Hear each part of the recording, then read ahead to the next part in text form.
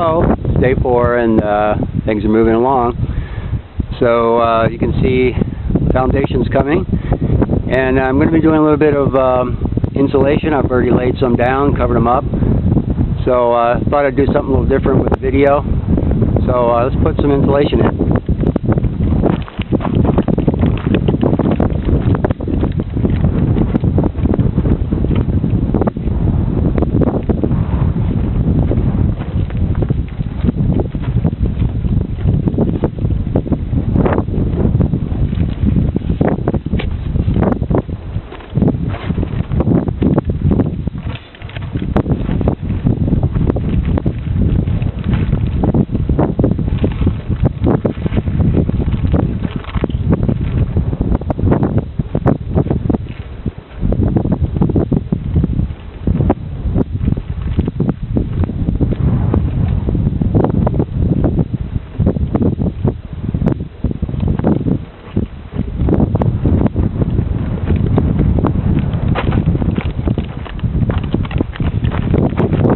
As you can see, it's a bit windy today.